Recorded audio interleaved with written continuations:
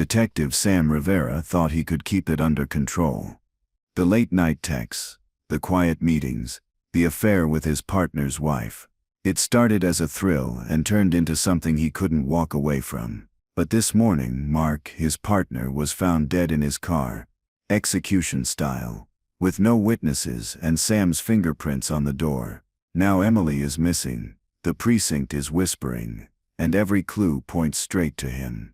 Sam swore he didn't pull the trigger, but the deeper he digs, the clearer it becomes that someone planned this long before he fell in love. Sam sat in his car outside the precinct, the city half awake behind him. The rain had stopped, leaving the streets slick like polished glass. He looked at his reflection in the rearview mirror, eyes tired, tie crooked, guilt written all over his face. In the passenger seat was his phone, glowing with a new message from Emily. It only said one word: call. He didn't. Instead, he turned off the screen, pocketed his badge and told himself he could still fix this if he just stayed calm. He didn't believe it for a second. Inside the precinct, fluorescent lights buzzed overhead, harsh and unforgiving. Mark stood by the coffee machine, pouring 2 cups like every other morning. He smiled, the kind of smile that used to make Sam feel safe. They'd worked cases together for years, brothers more than partners.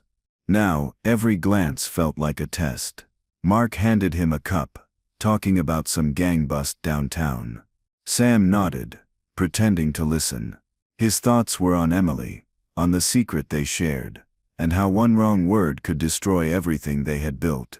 They rode together to a crime scene, a burned car near the docks. The victim inside had gang tattoos, one of the same crews they'd been tracking. Mark talked about leads, while Sam stared out the window, watching the water roll against the shore. The smell of smoke and salt hit him when they arrived. It reminded him of Emily's perfume, strange and familiar at once. Mark bent to examine the body while Sam looked away. He wasn't thinking about the case. He was thinking about how long he could keep this lie alive. Back at the precinct, Sam buried himself in paperwork, hoping routine would hide his nerves. He caught Mark watching him from across the room, eyes narrowed, curious. That look was new. Sam forced a smile and turned back to his computer. He'd rehearsed his alibis a dozen times in his head. Work, reports, witnesses. Nothing could link him and Emily if he stayed careful. But every time he typed her name into a report, his hand twitched, like his body knew the truth even if his mind refused to admit it. Later that evening, Sam parked outside a small diner 2 towns over. Emily's car was already there. She waited in a corner booth, looking smaller than he remembered, her hair tied back. No one would guess she was a cop's wife. They talked in low voices, avoiding eye contact. Emily said she couldn't take it anymore, that Mark was starting to suspect. Sam reached for her hand under the table, but she pulled away. He felt that sting of distance, like something breaking quietly. When they parted, she didn't say goodbye. That night, Sam drove aimlessly through the city, headlights reflecting off puddles. He replayed Emily's words in his head until they started to sound like accusations. At a red light, he saw a couple laughing in the car next to him. For a second, he almost smiled. Then he remembered who he was, what he'd done. The light turned green. He pressed the gas harder than he should have. He wasn't driving anywhere specific.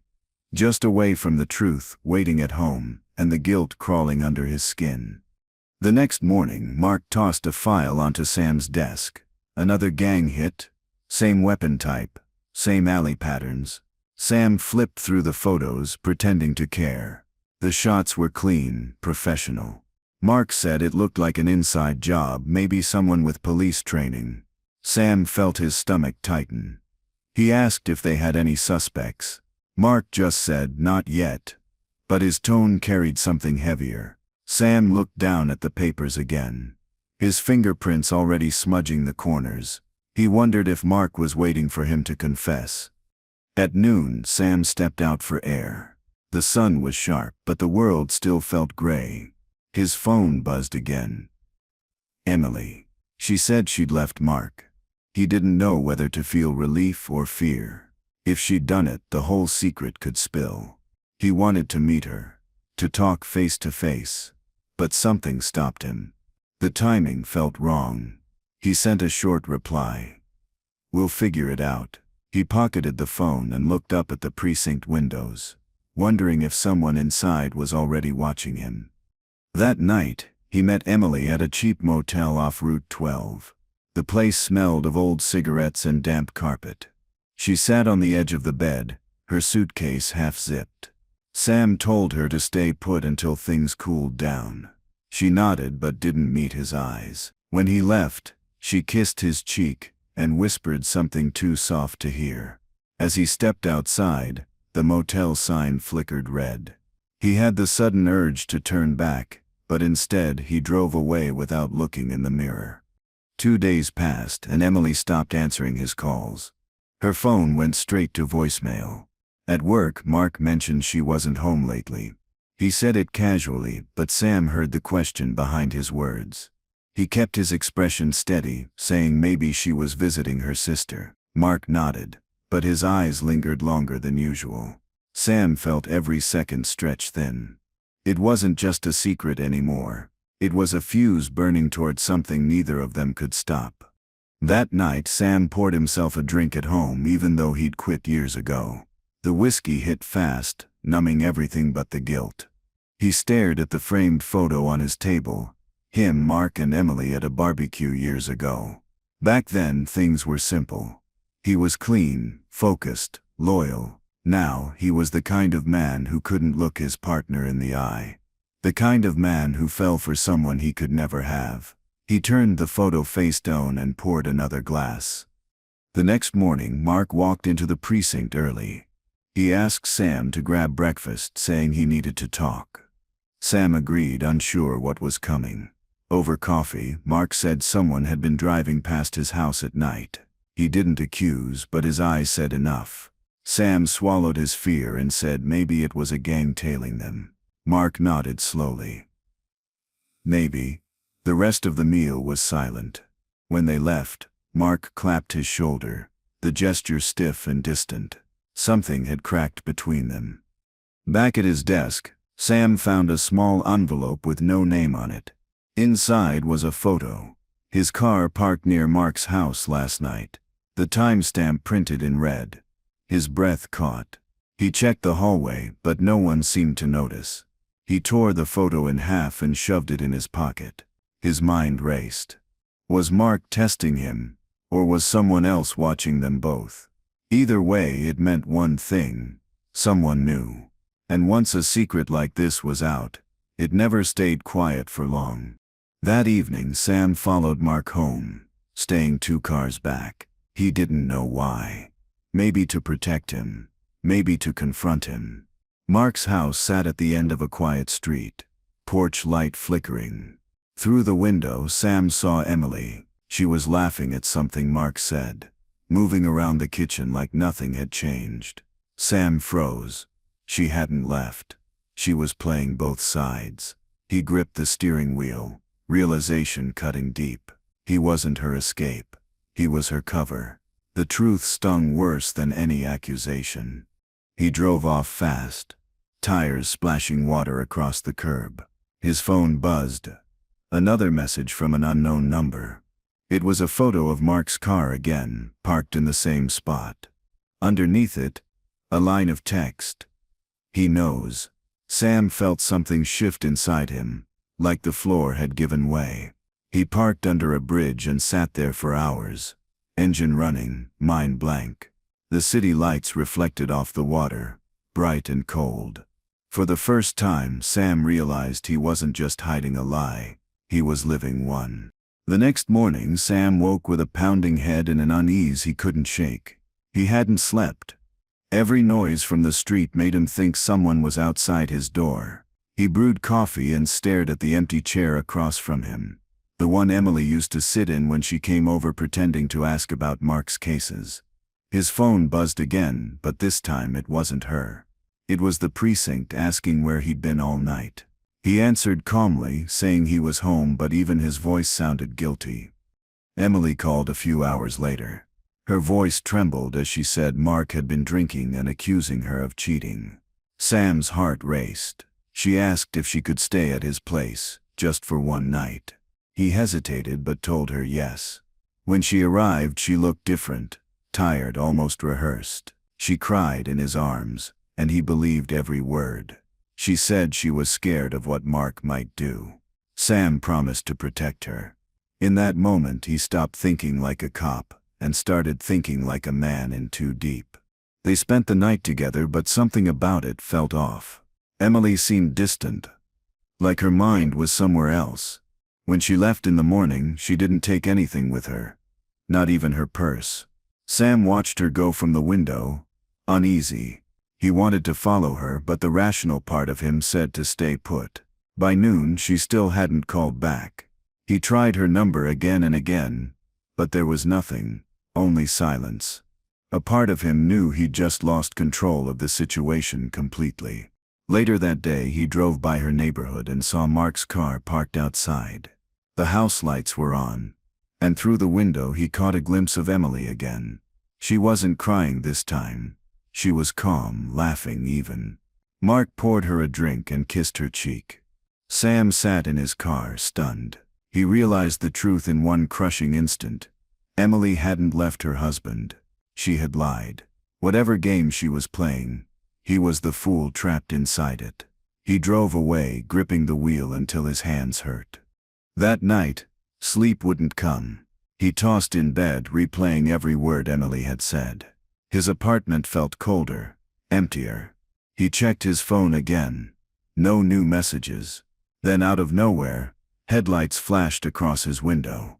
He went to the curtain, but the car sped off before he could see who it was. On his kitchen counter, he noticed something he didn't remember leaving there. A red thread, small but tied neatly around his coffee mug. He picked it up slowly, feeling a chill crawl down his back. Someone had been inside. Sam brought it up to the precinct the next day, asking if anyone had been near his building for surveillance. The others shrugged it off, saying maybe he was tired. Mark wasn't there that morning. His desk sat empty, coffee mug untouched. Their captain said Mark had taken a few personal days. Sam nodded, pretending it didn't bother him. But as he left, he saw the board behind the captain's desk. On it, a new case had been added. An anonymous tip about police misconduct. His name was written next to it in small letters. He spent the afternoon driving around the city, aimless and angry. Every street felt like it led nowhere. He stopped by the river where police tapes still fluttered from an old crime scene. Standing there, he wondered if he'd become one of the men he used to arrest, lying to everyone, trapped in his own mess. He thought of Emily's red thread and the way she'd smiled when she lied. He tossed the thread into the water and watched it drift away. It didn't help. The guilt stayed heavy as the current itself. That evening, as he drove home, a text pinged on his phone. No name, just a number he didn't recognize. It read, "Check your car." He pulled over fast, scanning the seats. Nothing looked out of place. Then he opened the glove compartment and found a small photo, Mark, sitting in his car, time-stamped from earlier that day. Sam's blood ran cold. He looked around, scanning the empty road, but no one was there. He shredded the photo into pieces, knowing deep down he wasn't the one being watched anymore. He was being hunted. He barely slept that night. The next morning, the precinct was chaos. Officers whispered near their desks. Sam caught snippets, something about Mark not showing up, something about a car found by the river. His stomach twisted. When the captain called him in, he already knew. Mark was dead. Execution style. 2 bullets to the chest. The car doors locked from the outside. Sam kept his face neutral as he listened, but inside, everything crumbled.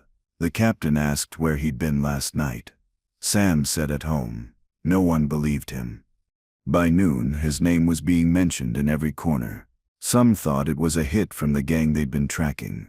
Others whispered darker theories. Sam tried to focus on work, but the guilt weighed too much. When he walked past Mark's locker, he stopped. There was a note taped to it, written in red ink. "You did this." He stood frozen for a moment, unsure if it was meant for him or someone else. Then he tore it down and walked out, unable to face the stares following him. He sat in his car outside the precinct for hours, gripping the steering wheel until his knuckles ached. The world outside moved on, but inside his head, everything stayed loud. He thought about going to internal affairs, telling them everything about Emily, about the affair, about the night she said she feared Mark. But what would that do? It would ruin her life, and his. Maybe that was what she wanted. He turned the key, started the engine, and drove toward her house, one last time, needing to see something real. When he reached her street, yellow tape stretched across the driveway. Mark's car was gone. Police cars lined the curb. Neighbors whispered on their porches. Sam parked at the corner and watched quietly. Emily wasn't there. He scanned every face, every window, but she had vanished. He wanted to walk up, to ask what happened, but he knew how it would look. Instead, he sat there in silence, watching as an officer carried out a small evidence bag.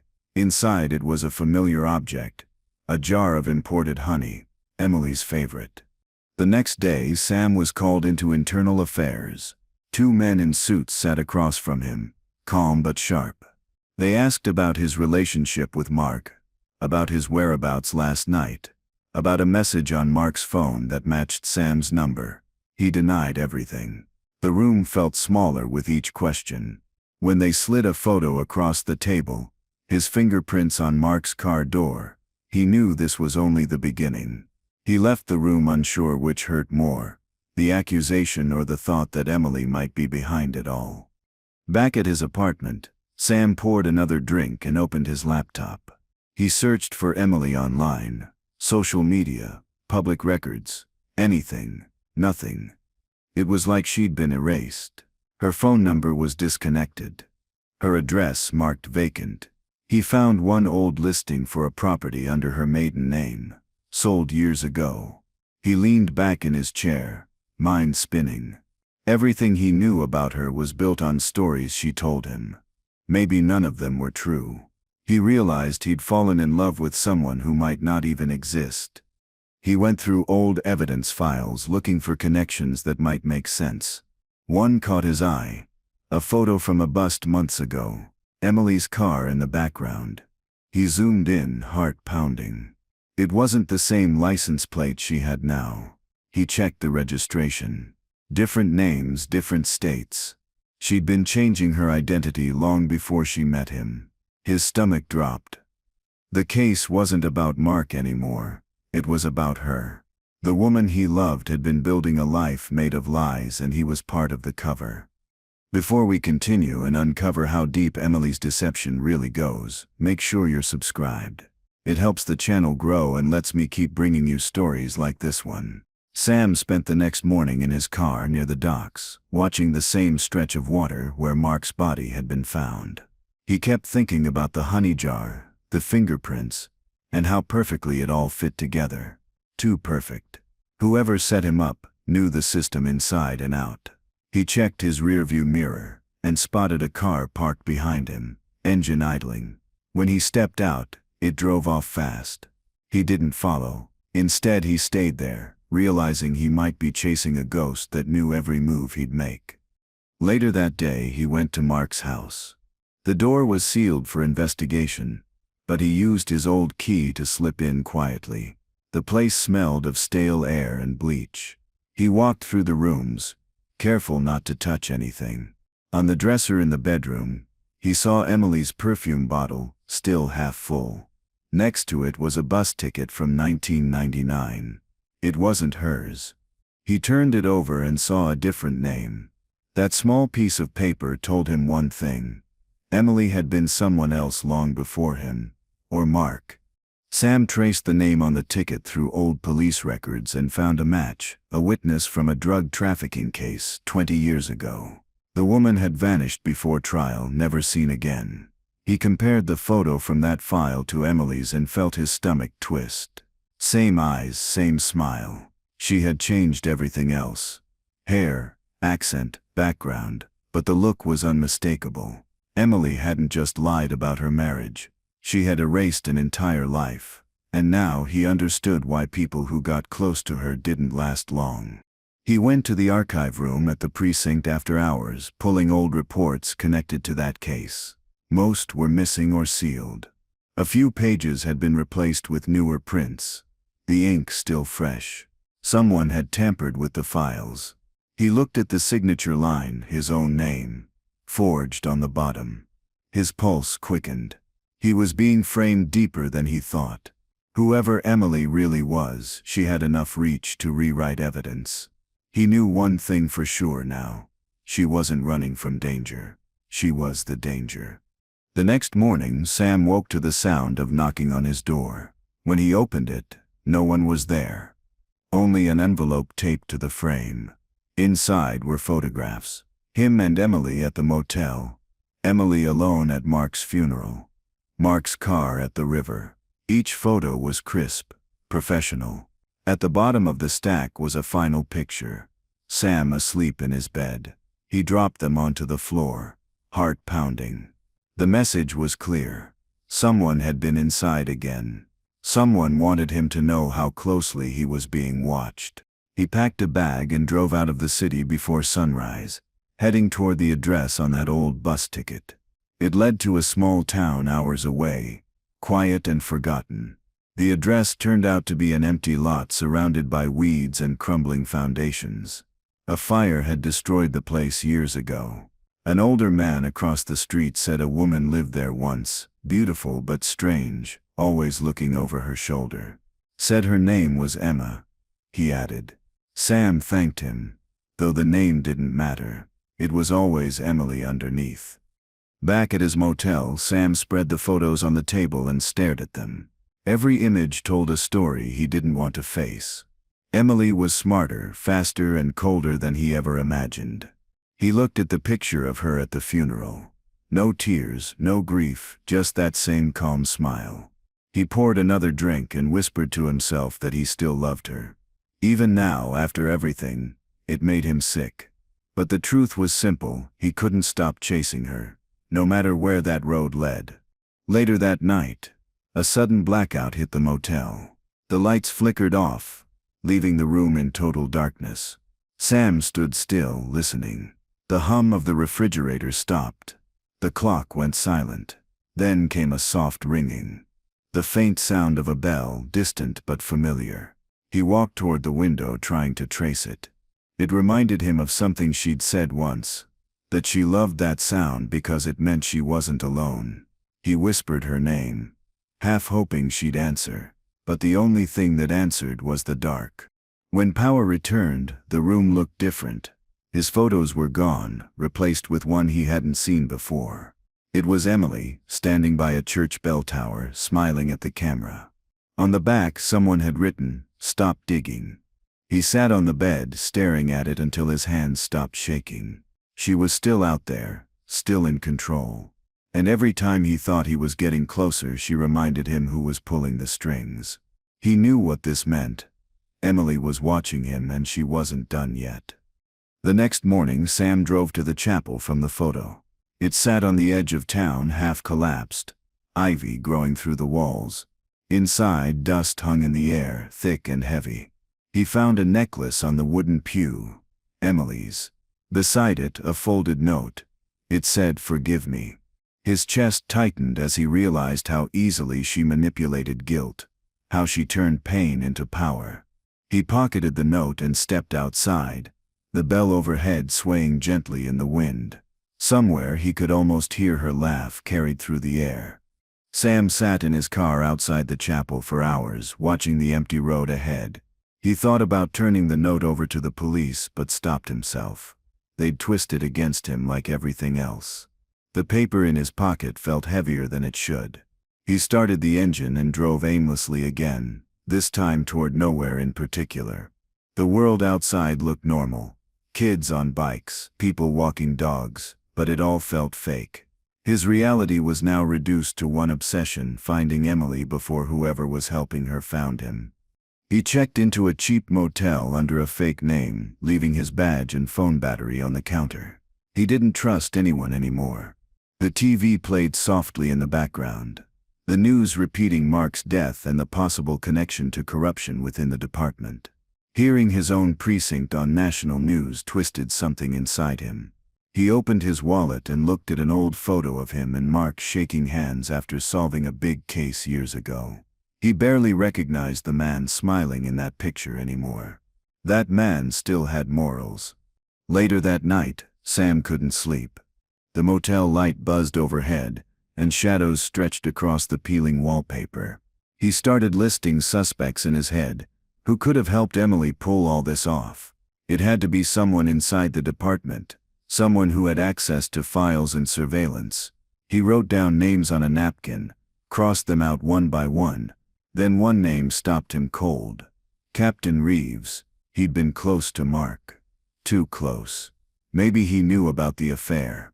Maybe he helped cover it up. Sam had no proof, just suspicion and fear.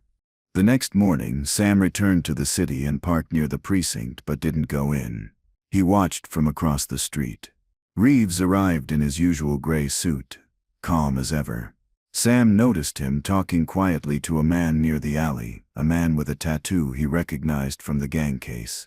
They shook hands, exchanged something small, then walked away in opposite directions. Sam snapped a photo with his old camera. His pulse quickened. This was the first real lead he'd had in weeks, and it pointed to corruption deep inside.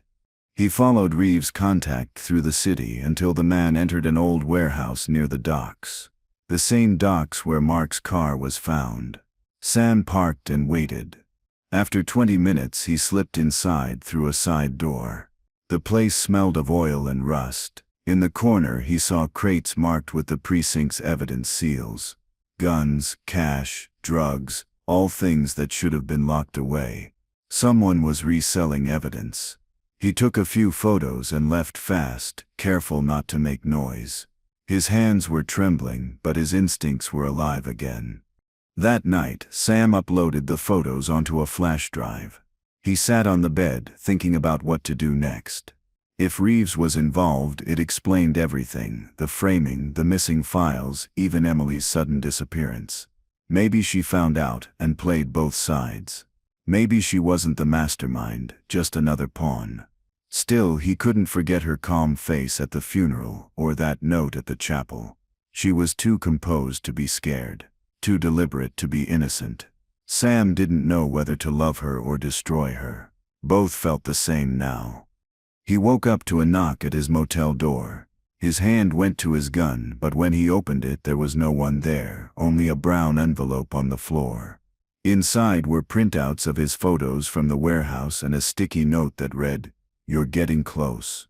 He stared at it, trying to decide if it was a warning or a challenge. Then he noticed something else. One photo had a reflection in the window.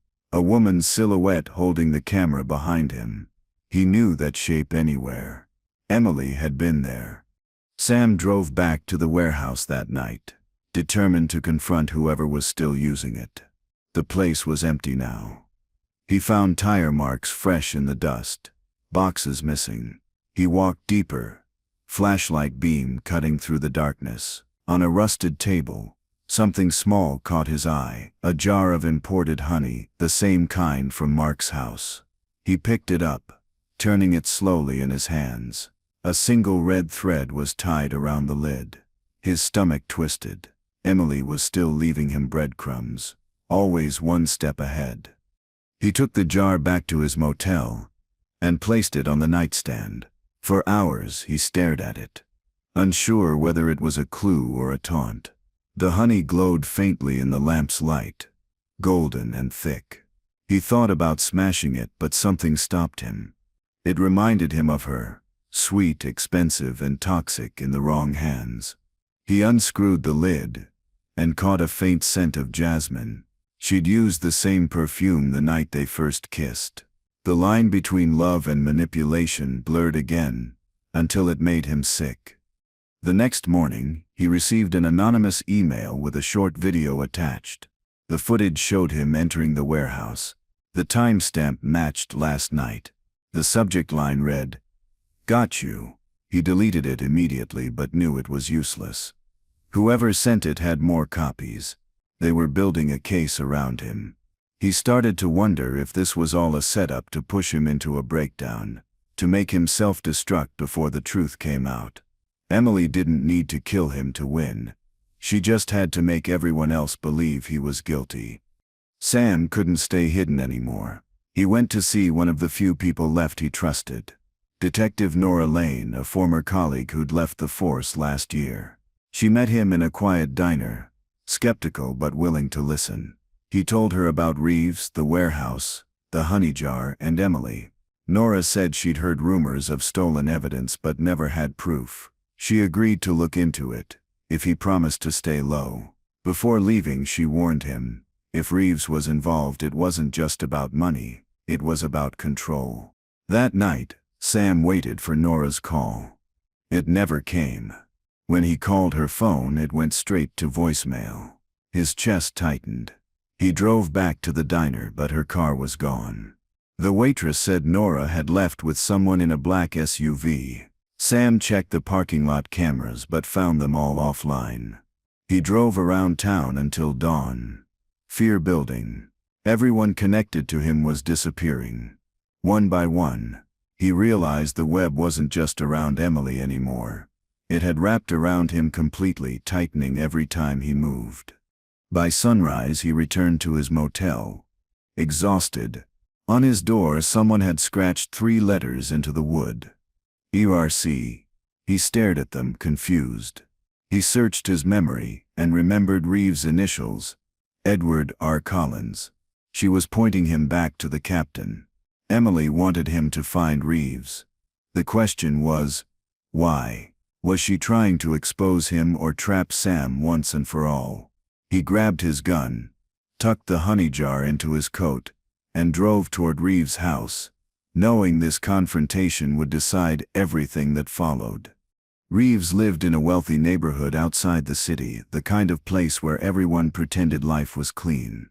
Sam parked 2 streets away and walked the rest. The house was dark except for one room upstairs. Through the window he saw Reeves talking to someone, a woman with long hair. He couldn't see her face clearly, but he knew that silhouette. Emily. She was alive, and she was there. Sam raised his camera, zooming in, but the blinds shut suddenly. When he looked again, the light was gone. They both vanished into the dark. Sam waited in his car for hours until Reeves' light flicked back on near dawn. He walked toward the house quietly, stepping through the side gate. The door was unlocked. Inside, everything was neat, expensive, untouched. He climbed the stairs, heart pounding. The bedroom door was slightly open. He pushed it gently, and froze. Reeves sat in a chair, motionless, a gun on the floor beside him. Blood stained the carpet beneath his head. On the desk nearby was a folded paper with Sam's name written in red ink. Emily's handwriting. She'd beaten him here too. He picked up the note, careful not to smudge it. It only said one line. "You should have trusted me." Sam stood there, staring at Reeves' body, the smell of gunpowder still hanging in the air. His mind spun. Was this another setup, or had Reeves killed himself? He looked around the room and noticed a small camera blinking on the dresser. Someone was still recording. He unplugged it and pocketed the memory card. Every step he took from here on would either prove his innocence or bury him for good. There was no middle ground left. Back at the motel, Sam plugged the camera card into his laptop. The footage started an hour before he arrived. Reeves sat alone, speaking to someone off-screen. The audio was faint, but the voice he heard chilled him. It was Emily. She talked about loyalty, about cleaning up mistakes. Reeves looked terrified. Then she handed him something small, a jar of honey. The screen flickered, then cut to static. Sam sat back in silence. The honey jar wasn't just a symbol. It was her calling card, left every time someone fell in her game. Sam packed his things fast. The camera footage was enough to prove Emily was alive and tied to the deaths, but it wasn't enough to clear his name. He needed her, in person, on record. He called one of his old informants, asking about any woman matching Emily's description. The man said a woman like that had been seen near the old river warehouses, meeting with gang contacts. Sam's pulse steadied for the first time in weeks. He finally had a lid. This time he swore he wouldn't let her slip away again. He drove straight to the river, parking near the same dock where Mark had died. The air smelled of salt and metal. He walked slowly, scanning the shadows. Near a rusted container, he saw fresh footprints and the faint glow of a cigarette. Then a voice called his name from the darkness. It was her. Emily stepped out, wearing a black coat, calm as ever. She looked exactly the same, like the world hadn't touched her. Sam froze, unsure whether to draw his gun or reach for her. Her eyes told him it didn't matter. Emily smiled and said she'd been waiting. Her tone was soft, but her words cut sharp. She said everything that happened was necessary, that Mark's death was a correction. Sam demanded answers, but she only asked if he still trusted her. He saw something glint in her hand. A flash drive. She placed it on the crate and stepped back. She said it contained everything he needed to understand. Then she walked away into the fog. Sam picked it up carefully, knowing whatever truth it held could destroy him or save him. Back in his car, Sam plugged the drive into his laptop. Files appeared, reports, photos, transaction logs, all pointing to a network of dirty cops, including Reeves and several others. Emily had been blackmailing them for years, using information she gathered from Mark's investigations. Mark found out and threatened to expose her. That's why he was killed. But buried inside the data was something else. A fake passport for her under a new name, already stamped for a flight, leaving that night. Sam knew then she was never coming back. She'd played everyone perfectly. He sat there staring at the flashing cursor on his laptop, the final piece of her puzzle complete. Every emotion he had, love, hate, regret, collapsed into one heavy realization. He'd helped her get away. Every lie she told, every secret she planted, it all led to this. He wanted to throw the laptop into the river, but instead he closed it gently. He couldn't let her win. Not fully. He started his car, following the route to the airport, knowing this was his last chance to face her before she disappeared forever. At the airport, Sam parked near the departures terminal and scanned the crowd. His eyes darted across faces until he saw her. Emily, standing near security, dressed in gray, blending in like a ghost. She looked lighter, freer, almost happy. For a second he considered walking away. Then he remembered Mark's blood, Reeves' letter, and the red thread. He moved closer, each step heavy. She turned and saw him but didn't flinch. Instead, she smiled like she'd been expecting this final moment between them. The game wasn't over. Not yet. Sam followed her past the checkpoint, keeping his distance. She slipped into a restroom, and he waited outside. Minutes passed. When he finally went in, she was gone. Only a single item remained on the sink, a folded boarding pass. He opened it. The name wasn't hers, but the destination was clear. Lisbon. His chest tightened. She'd vanished again, leaving another trail for him to chase. He looked at his reflection in the mirror, and barely recognized himself. He wasn't chasing a woman anymore. He was chasing a ghost who knew every part of him. As he walked back through the terminal, the loudspeaker called a final boarding for the flight to Lisbon. He stopped, torn between duty and obsession. He could let her go and end this madness, or follow her and lose what was left of himself. He closed his eyes and thought of Mark, of Reeves, of every person who'd fallen because of her. Then he turned toward the gate, gripping the honey jar inside his coat like it was his compass.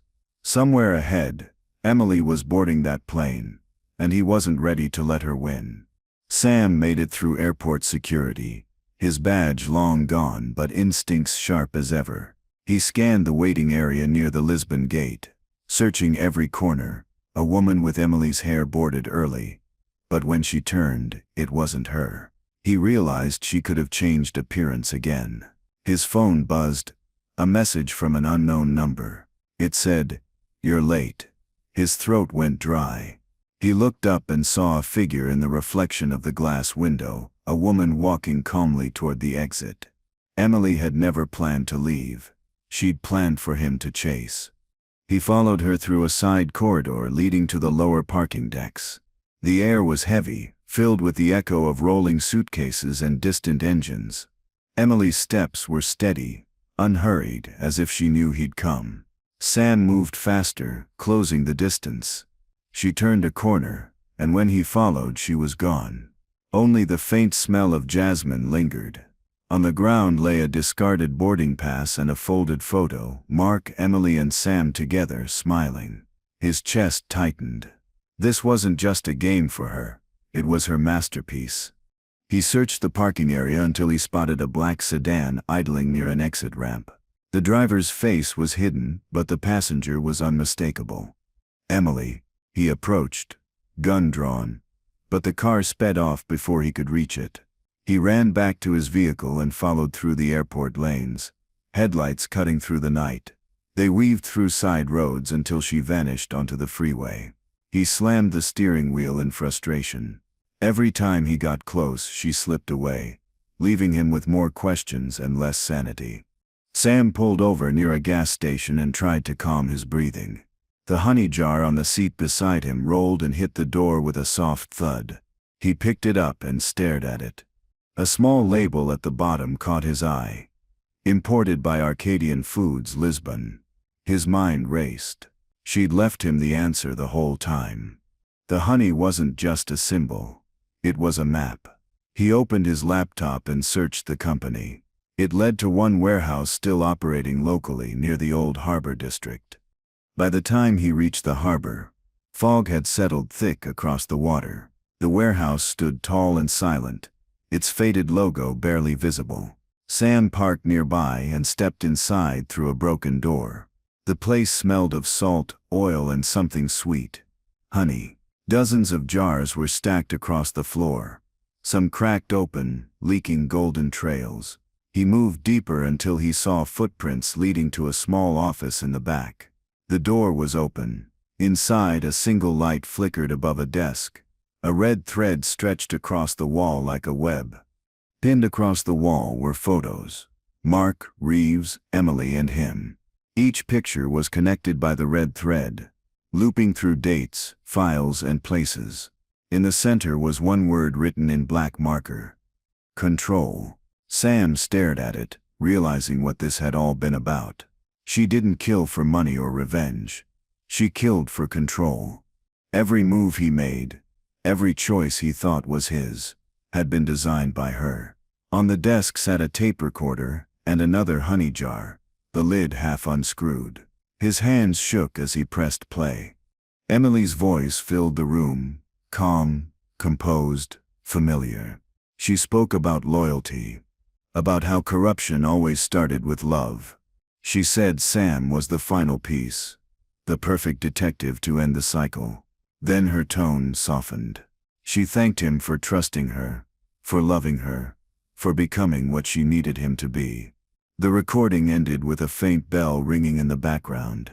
He stood there in silence, realizing she wasn't warning him to stop. She was guiding him to the end. His end. The jar beside the recorder shimmered faintly in the dim light. Sam picked up the jar and turned it in his hand. The honey inside had darkened, thicker now, mixed with something else. A small piece of paper floated near the top. He pried it open carefully. It was a photo of himself, sitting in his car, time-stamped just hours ago. His stomach twisted. She had been watching him even today. He dropped the jar, glass shattering across the floor, honey spreading like blood. He knew she was somewhere nearby, waiting for him to react exactly how she wanted. He refused to give her that satisfaction. He left the office and walked back toward the exit, forcing himself to breathe steady. The fog outside had thickened, swallowing the dock lights. Somewhere in the distance, a bell rang. The same sound from the recording. He followed it through the mist until he saw a shadow standing near the pier. Emily. Her posture was calm, her coat swaying with the wind. She didn't run this time. She stood still, waiting. Sam's grip tightened around his gun, though he wasn't sure what he'd do with it. Justice didn't mean much anymore, not with her. When he reached her, Emily smiled faintly, as if proud of him for finding her. She said he was the only one who ever understood her. Sam asked why she killed them. Mark, Reeves. Everyone. She said she didn't kill them. They destroyed themselves chasing her. He told her to come with him, but she shook her head. She said the truth was already written, and he was just catching up. He noticed her hand move slightly, holding something small, a lighter. The smell of gasoline hit his nose too late. She'd already prepared everything. Flames erupted along the dock, feeding on the oil-stained planks. The fire spread fast, painting the fog orange. Emily stepped back, the light flickering across her face. She said this was her way of ending things clean. No evidence, no trail. Sam tried to reach her, but the heat pushed him back. She smiled again. Eyes soft, almost tender. "You wanted the truth," she said. Then she dropped the lighter. The flames rose between them like a wall. Sam shouted her name, but she was already walking into the smoke, disappearing once more. He stumbled backward, coughing, eyes stinging. The dock collapsed behind him, splintering under the heat. He ran toward the edge and dove into the cold water below. The fire above lit the surface like a mirror of hell. When he surfaced, he saw the warehouse engulfed in flames. For a moment he thought he saw her silhouette through the fire, standing still, watching. Then it was gone. He swam toward the shore, each stroke heavy. Whatever she planned, it was complete now. The honey jars, the evidence, the photos, everything burned to ash. Sam lay on the shore for a long time, soaked and shaking. The sound of sirens grew faint in the distance. He knew the authorities would come soon, and the story they'd tell would be simple. Disgraced detective, caught at the scene of another fire. No one would believe the truth about Emily. He looked at the horizon where the smoke rose like a black thread against the dawn. Somewhere in that rising cloud he imagined her still alive, already plotting her next identity, her next victim, and deep down he almost admired her for it. When police cars finally arrived, Sam didn't resist. They handcuffed him, read his rights, and led him to the back of the cruiser. He didn't say a word. Through the window he watched the fire burn until the last flame died. At the station they took his statement, but he kept most of it to himself. No one mentioned Emily. They just called it another tragedy tied to his investigation. He was suspended indefinitely pending review. As he walked out of the precinct that night, the weight of her absence hit harder than guilt. He rented a small apartment in the outskirts, quiet and empty. Each night he tried to forget, but forgetting her was like trying to stop breathing. He kept one thing from the wreckage, a cracked jar of honey that had somehow survived. It sat on his table, half filled, glinting under the light. Sometimes he swore he could still smell jasmine when he opened it. Other nights he'd hear the faint sound of a bell outside his window. Whether it was real or imagined, he didn't care. It reminded him she was still out there, watching. Weeks passed. News of the fire faded from headlines, replaced by newer scandals. Sam became a ghost in his own city.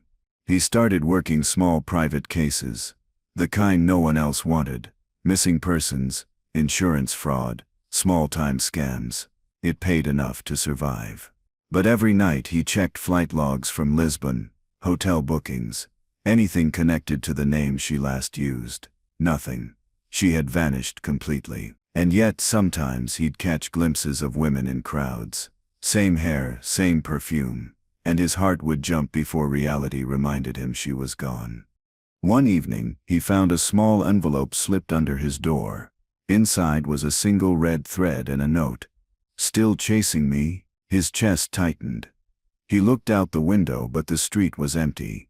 He ran downstairs, scanning the alley, calling her name. Nothing. Only the echo of his own voice. He went back up, staring at the note again. The handwriting was hers, smooth, deliberate. The chase wasn't over. It never had been. And despite everything, he felt alive again for the first time since the night she vanished in the flames. Sam pinned the note on his wall beside the map of places tied to her. Every city, every alias, every burned trail. He studied them like a puzzle only he could solve. He started noticing a pattern in the dates, small clusters tied to shipments of imported honey. It wasn't random. Each location connected to the same supplier chain. She was still using it as her cover. He realized she wasn't hiding from him. She was leading him somewhere. The question wasn't whether he'd find her, it was whether he'd survive when he did. He booked a flight under a false name to one of the next shipment destinations, a coastal town in Portugal. The moment he arrived, he felt her presence everywhere. The scent of honey mixed with sea air. The faint ring of bells from distant churches. The calm of people unaware of the storm hiding among them. He rented a small apartment near the market and began watching from afar. Every day a delivery truck marked Arcadian Foods stopped by the docks. Each night he'd wait, hoping to catch a glimpse of her unloading crates. After 3 nights, his patience paid off. A woman in a gray coat, head covered, stepped out from behind the truck. Even from a distance he recognized the way she moved, measured, confident. He followed as she walked toward a nearby cafe, blending into the crowd. She ordered coffee, sat by the window and wrote something in a small notebook. Sam stood outside, heart pounding. For a long moment he wanted to walk in and end it all, ask her why, demand the truth, but he stayed frozen, afraid of what her eyes might tell him. When she left the cafe, she dropped a napkin onto the table. After she disappeared into the crowd, Sam rushed inside and grabbed it. On the napkin, written in the same looping script, were 3 words: "I miss control." He sat in her empty seat, staring at the note, realizing she'd known he was there the whole time. This was her way of saying the game continued. He folded the napkin carefully and pocketed it. The chase wasn't about justice anymore. It was about who would give up control first, and he wasn't ready to lose. That night, Sam watched her apartment from a rooftop across the street. Through the window she looked peaceful, almost ordinary. She cooked dinner, read a book, and poured herself a glass of wine. It didn't make sense. How someone capable of such destruction could look so calm. He wanted to believe she'd changed, but deep down, he knew better. As she closed her curtains, he saw her glance toward his building. She knew he was there. They both did. And for a moment, it felt less like surveillance and more like a conversation without words. The following morning, Sam woke to the sound of church bells ringing across town. He walked to the window and saw the same cafe from last night. On the table where she'd been sitting, a new jar of honey waited, sunlight glinting off its surface. He went down, crossed the street, and picked it up. Underneath was a note written in her hand. "This is goodbye." His chest tightened. He looked around but saw no one. The jar was sealed, heavier than it looked. Inside floated a small red thread tied in a knot. Sam returned to his apartment, set the jar on the table, and stared at it. Maybe she meant it this time. Maybe she'd disappear for good. Part of him wanted to smash it open, but another part couldn't. It felt like the final piece of something unfinished. As night fell, he sat by the window, watching lights fade across the water. The bells rang again, softer this time.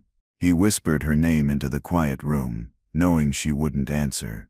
But for the first time, he hoped she'd finally found peace somewhere he couldn't reach. Later that night, Sam dreamed of her standing by the river holding the honey jar. She smiled and said something he couldn't hear. Then untied the red thread and dropped it into the water. When he woke, the jar on his table was open, lid missing. The air smelled faintly of jasmine. He looked toward the window, half expecting to see her there, but only the wind moved the curtains. He sat quietly, realizing that even if she was gone, she'd left a piece of herself behind inside him, where obsession and love had merged completely. Morning light spilled into the room, soft and quiet. Sam sat at the table, staring at the open jar. The honey glistened under the light, thick and golden, like it was alive. He touched it with his finger, and felt something inside, small and solid.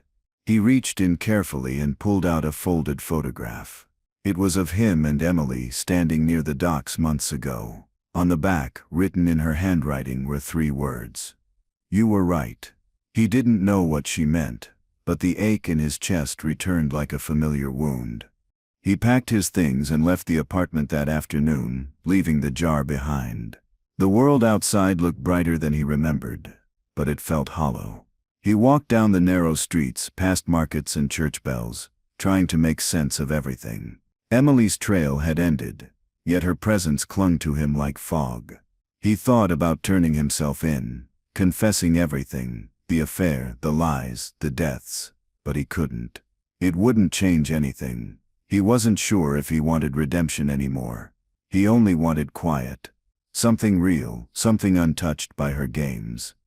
That night he wandered near the harbor again. The same docks where he'd first seen her smile. Where everything began to fall apart. The water reflected the city lights, calm and still. He lit a cigarette, the first one in years, and watched the smoke drift away. Every sound reminded him of her. The waves, the faint ring of a bell in the distance, the hum of a passing boat. He closed his eyes and tried to imagine a version of her that wasn't built on lies. A version that might have loved him back. As he walked along the pier, something caught his eye. A figure sitting at the end of the dock. A woman. His heart stopped. He moved closer, cautious but hopeful. When she turned her head, the light revealed her face. It wasn't Emily. But for a second the resemblance was enough to hurt. The woman smiled politely, unaware of what she'd stirred inside him. He turned and walked away, telling himself it didn't matter. But deep down he knew he'd never escape her image. Every stranger would wear her face in his memory. Back at his apartment, Sam poured himself a drink and opened his old case files. The ones tied to Mark and Reeves had long been closed, stamped unsolved. He flipped through them anyway, tracing his own handwriting on each report. They felt like ghosts of a life he no longer recognized. In one folder he found an evidence photo he'd missed before, a snapshot of a red thread tied around a gun handle. He stared at it, realizing it was the same thread from her jars. She'd marked everything she touched, leaving her fingerprint and symbolism. He spent the next few days writing, not reports, not confessions. Just memories. He wrote about Mark's laugh, Emily's perfume, the sound of rain against the windshield the night he almost confessed. Page after page he poured everything out, as if writing could make sense of it all. When he finished, he placed the stack on the table and stared at it. The story wasn't clean, or just, or fair. It was human, flawed, selfish, painful, and maybe that's all love ever was. He didn't know if he'd ever stop chasing her shadow, even on paper. One evening he noticed a small package on his doorstep. No address, no name. Inside was a single USB drive and a short note. One last truth. His pulse quickened as he plugged it into his laptop. A video loaded grainy security footage from the night of the fire. Through the smoke he saw her. Emily, alive, standing on the pier watching him dive into the water. She smiled, calm and certain, then turned toward the camera and whispered something he couldn't hear. She hadn't died that night. She'd made sure he thought she had. The revelation hit him harder than he expected. She was alive, somewhere out there, starting over again under another name. He sat back, trying to breathe, unsure if he felt anger or relief. She had spared him on purpose, left him alive to carry her story, to live in the shadow she created. The drive ended with a still frame of her face, smiling directly at him. He closed the laptop and leaned back, exhausted. He knew what she wanted. She wanted him to follow again, and part of him still wanted to. He spent the next day in silence, weighing his choices. He could let her go and finally rest, or he could keep chasing her until one of them was gone for good. He opened his drawer and looked at the gun resting inside. The same weapon used the night Mark died. The red thread from the evidence photo came to mind again. Everything led back to her, but maybe it also led back to him. Maybe he'd been the one feeding this endless loop all along. He wasn't sure anymore who the real villain was. That night he went back to the docks one last time. The air was cold, the water still. He carried the notebook he'd written, the jar she'd left, and the USB drive. He set them all on the wooden ledge and watched the waves move beneath. He thought about tossing them in, letting the sea take everything she'd built between them. But his hand froze mid-air. Destroying it wouldn't erase her. It would just erase the proof that she ever existed in his world. He lowered the items gently, unsure if he wanted freedom or memory. As he stood there, headlights approached from the road behind him. A car stopped, engine humming softly. He turned to see a figure step out, a woman wearing a gray coat. His breath caught. The light was too dim to see her face, but the way she moved was enough. She walked toward him slowly, stopping a few feet away. Neither spoke. The sound of the water filled the space between them. For the first time she looked unsure. He didn't know if she'd come for closure or to pull him back in. Maybe both. Emily, or whoever she was now, looked older, calmer. She glanced at the jar on the dock, then back at him. He waited for her to speak, but she didn't. Instead, she took something from her pocket, a small ring tarnished with time. She placed it on the wood beside the jar, the same ring he'd once seen on her finger when she was still Mark's wife. Without a word, she turned and started walking away. He wanted to stop her, to demand answers, but all he managed to say was her name. She didn't look back. He watched her disappear into the night, leaving him with the ring and the echoes of everything they destroyed. He picked it up and turned it in his hand. The metal was cold, lifeless. He slipped it into his pocket and looked out at the water again. The city lights shimmered across the surface, reflecting fragments of gold like scattered honey. For the first time he didn't feel anger or longing, just quiet. He realized that chasing her wasn't about love or justice. It was about proving he still mattered to her story. As he drove home, the streets looked cleaner than before, washed by a light rain. He rolled the window down and let the wind hit his face. For the first time in years he felt the smallest bit of calm. The obsession had burned everything, but in its ashes there was clarity. She had shaped him, broken him, taught him how fragile truth could be. He knew she was gone now, but the impact she left was permanent. He wasn't the man he was before her, and maybe that was the point all along. Back in his apartment, Sam placed the ring beside the old honey jar and sat down. The room was silent except for the hum of the fridge and the faint sound of rain tapping the window. He opened his notebook again and wrote one final line. She didn't destroy me. She revealed me. He closed it and smiled faintly. He didn't know if it was peace or acceptance, but it was something close. For the first time, he didn't feel like a victim. He felt like a survivor of his own choices. A week later he received an envelope in the mail. No return address. Inside was a postcard from Lisbon, showing a quiet street lined with flowers. On the back it said, "You were right about the honey." His hands trembled as he read it. She was still alive, still reaching out. But this time there was no fear in him, only a strange sense of understanding. He placed the card next to the jar and whispered to himself that this was enough. Maybe she wasn't his enemy anymore. Just a chapter that refused to close. He started rebuilding his life piece by piece. Small cases, slow mornings, long walks by the harbor. The world seemed softer now. He learned to enjoy silence without expecting her voice in it. Sometimes he'd still feel that pull, that old ache to chase her down again, but he let it pass. The honey jar stayed on his table, half empty, like a reminder of how easily sweetness can turn into something dangerous. He wasn't sure if he forgave her, but he knew he no longer hated her, and that felt like freedom. Months passed before he thought of her again. One evening, while sorting old photos, he found one from the early days, the three of them smiling in front of the precinct, unaware of the future waiting for them. He placed it back in the drawer, unable to throw it away. There was too much history in that single frame. He poured himself a drink and raised it quietly, a toast to the people they were and the mistakes that made them human. For the first time, he didn't flinch at her memory. He just felt gratitude.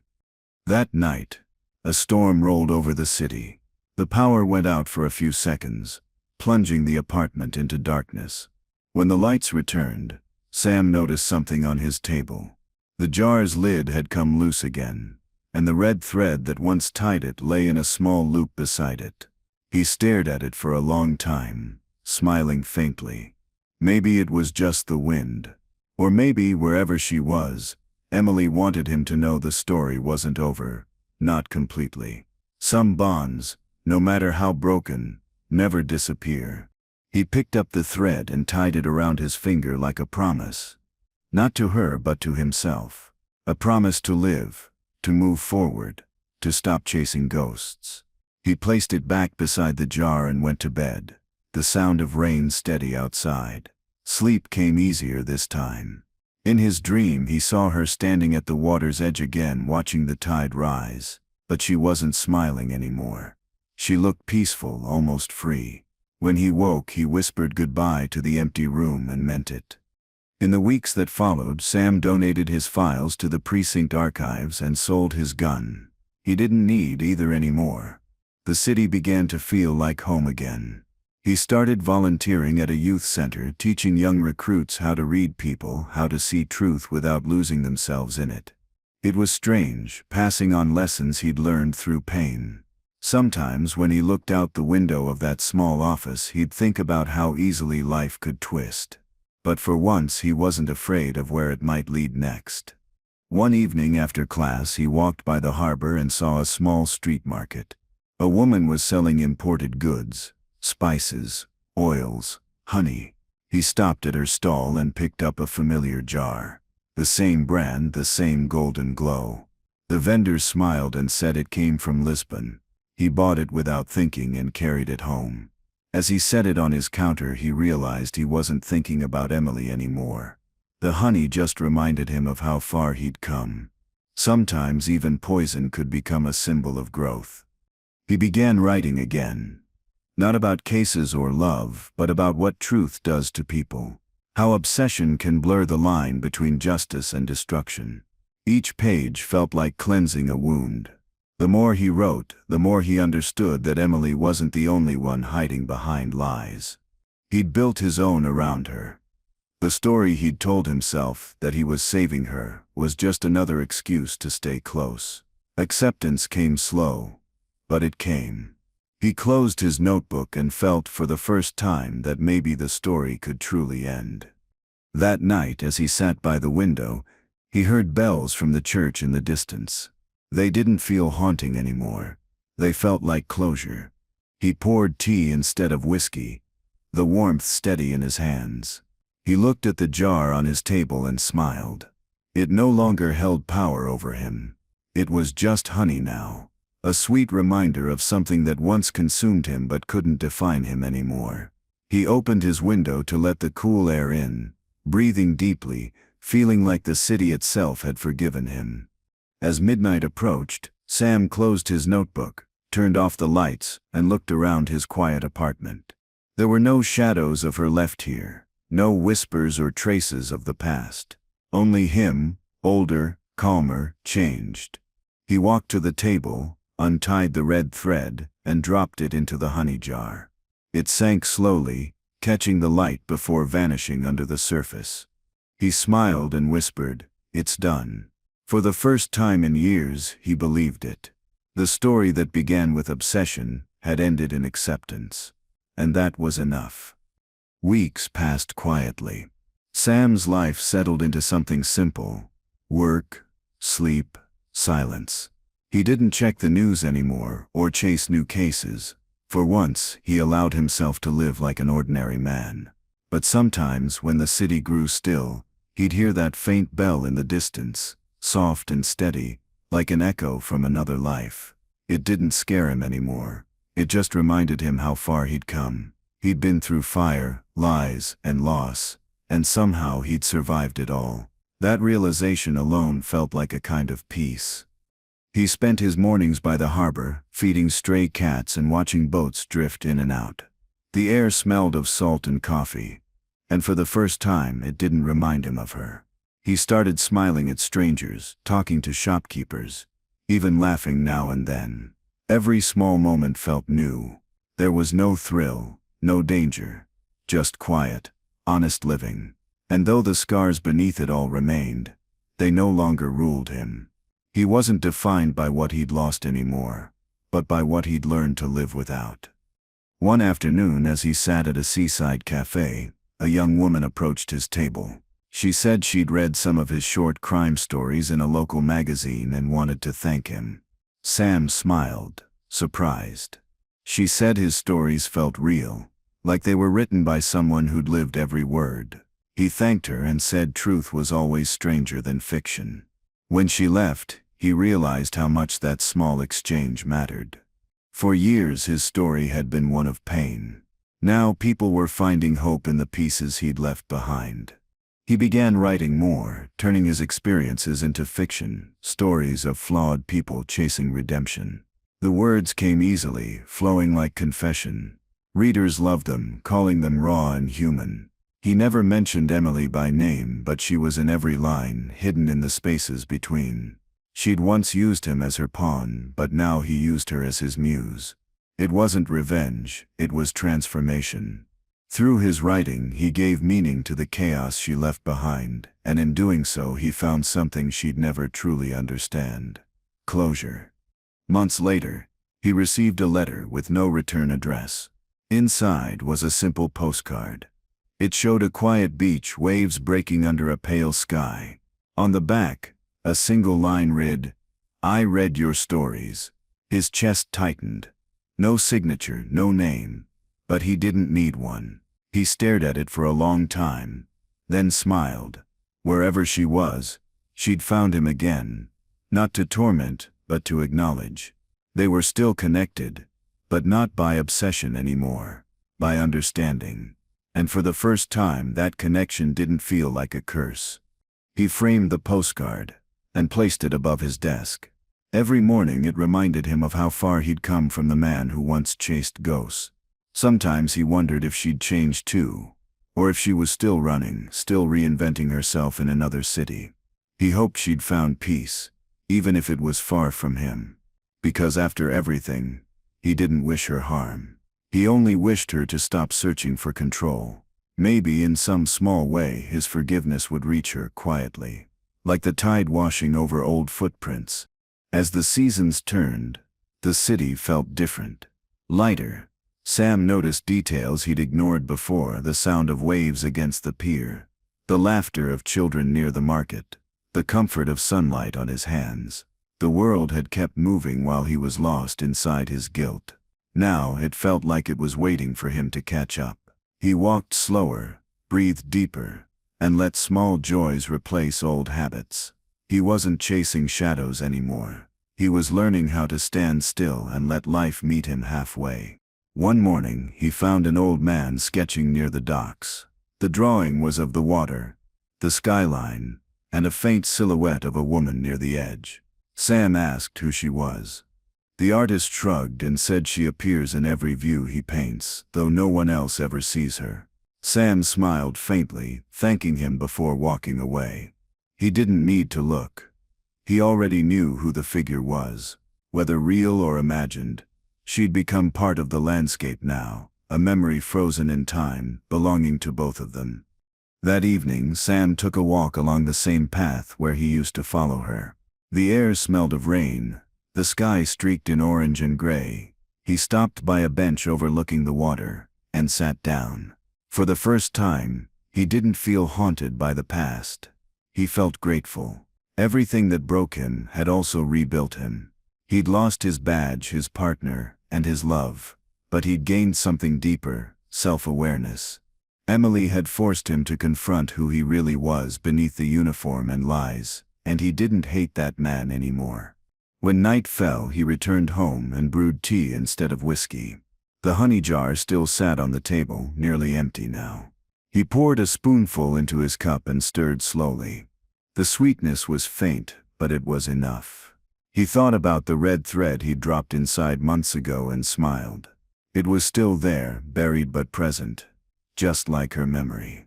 Not painful, not poisonous anymore, just part of the story. He raised the cup to his lips and felt the warmth spread through him like quiet acceptance. He opened his notebook one last time and wrote a final story. It wasn't about crime or betrayal, but about forgiveness. About two people whose love burned too hot to last, yet left light behind. When he finished, he closed the notebook and didn't feel the need to write again. The story felt whole. He placed it beside the honey jar, knowing it belonged there. The line between fiction and truth had blurred long ago, but it didn't matter. The lesson was clear: not every ending needs justice. Some only need peace. Weeks later, a publishing house reached out, offering to print his collection of stories. They said his work carried emotion that felt lived in, authentic. He agreed, not for fame, but because he wanted the truth to live beyond him. The book was released quietly, and readers connected deeply to it. They said it healed something in them. Sam never told them how close it all was to his own life. It didn't matter anymore. What mattered was that something good had come from something broken. The past had finally served a purpose. He visited Mark's grave for the first time since the trial. The grass had grown tall around the headstone. Sam stood there in silence, unsure what to say. He apologized, not just for the affair but for everything that followed. He told Mark he finally understood what loyalty meant. Before leaving, he placed a small jar of honey on the grave, the last one he had. It wasn't for guilt, it was for closure, a symbol of how love, corruption, and loss had all blended into something bittersweet yet meaningful. Mark deserved that truth too. As he walked back from the cemetery, the sky darkened with rain. He didn't run for cover. Instead, he let it fall, washing over him like cleansing water. The smell of wet asphalt filled the air, sharp and familiar. It reminded him of that night long ago when everything fell apart. But this time it didn't hurt. It felt clean, like starting over. The rain didn't erase the past. It made it clearer, softer, easier to carry. He walked home, soaked, smiling faintly, feeling lighter than he had in years. That night, he lit a candle beside the honey jar and sat watching the flame. It flickered, steady but fragile, just like him. He thought about how easily obsession could disguise itself as love, and how love could twist into something dangerous when built on lies. Yet, even in that chaos, there was something beautiful, the way two broken people found meaning through each other's destruction. He didn't justify it anymore. He simply accepted it as part of his story. Every scar, every memory, every mistake, it was all his now. The next morning, a letter arrived from the publishing house. His book had reached the top of several reading lists. People were sharing it, quoting it, finding hope in it. He sat by the window, sunlight warming his face, and smiled softly. He'd spent years hiding from the truth, and now the truth had set him free. He wasn't chasing fame, he was chasing purpose, and for the first time he'd caught it. The world finally saw him not as a broken detective, but as a man who had survived his own redemption story. He decided to move out of the city and settle in a small coastal town, a quiet place with fewer reminders. The day he left, he packed only a few things: the notebook, the postcard, and the honey jar. He placed them carefully in a box and carried it to the car. As he drove along the winding road by the sea, he felt the weight of the past loosening. The farther he went, the lighter he became. The city in the rearview mirror grew smaller, and for once he didn't look back. His new home was a small cottage overlooking the water. Mornings were quiet, Afternoons filled with birdsong and nights bathed in soft moonlight. He spent his days writing letters he never sent, to Mark, to Emily, to himself. They weren't apologies anymore, just reflections. He'd stopped asking why, and started accepting because. Each word felt like a small step toward healing. Sometimes when the tide was low, he'd walk along the shore collecting seashells, placing them in the same jar where the red thread still rested beneath the honey's golden surface. One evening, as the sun dipped below the horizon, he walked out to the edge of the dock behind his cottage. The sky glowed pink and gold, the water calm and endless. He brought the honey jar with him, holding it gently in both hands.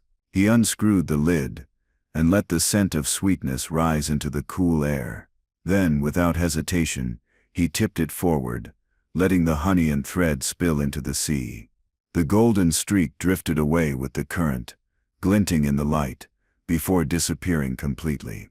As he watched the honey fade beneath the waves, Sam felt something release inside him. The weight that had followed him for years dissolved with it. The water shimmered, calm and steady, carrying away the last traces of his past. He whispered a quiet thank you.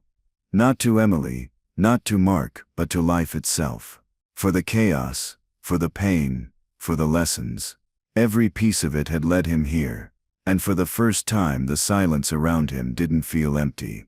It felt full of peace, of meaning, of closure. Days turned into weeks, and Sam grew comfortable in solitude. He found joy in small things: the warmth of sunlight, the taste of black coffee, the sound of waves brushing against the dock. He wrote less now and lived more. The honey jar was gone, but the memory of it remained. It wasn't a symbol of her anymore. It was a reminder that even from something ruined, something beautiful could still grow. Life didn't demand perfection. It only asked for the courage to begin again, and that, he realized, was exactly what he was doing. One morning, while walking along the shore, he noticed something washed up near the rocks. A small glass bottle sealed with a cork. Inside was a folded piece of paper. He picked it up and opened it carefully. The note inside read, "Be free." No name, no handwriting he recognized. Just those two words. He smiled faintly, unsure if it was coincidence or fate. Either way, it felt like the universe answering back. Maybe it was her final message. Or maybe it was simply life returning the kindness he'd finally learned to give himself. That night he sat on his porch under a blanket of stars.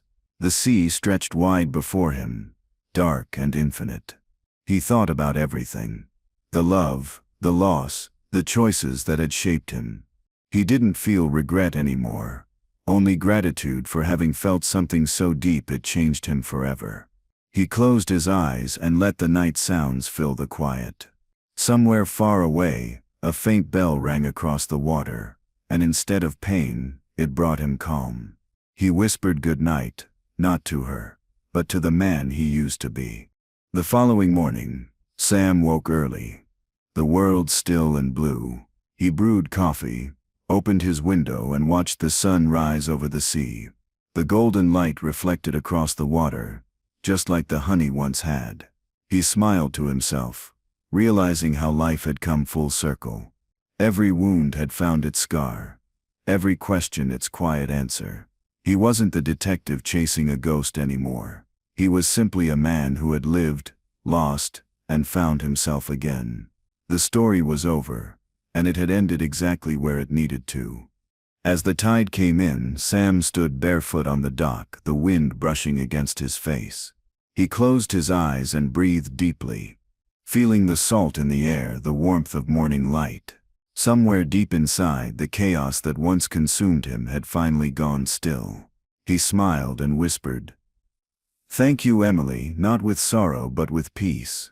Then he turned and walked back toward his cottage, leaving the water behind him. The faint scent of jasmine lingered for a moment before fading into the breeze, like a final goodbye carried by the sea.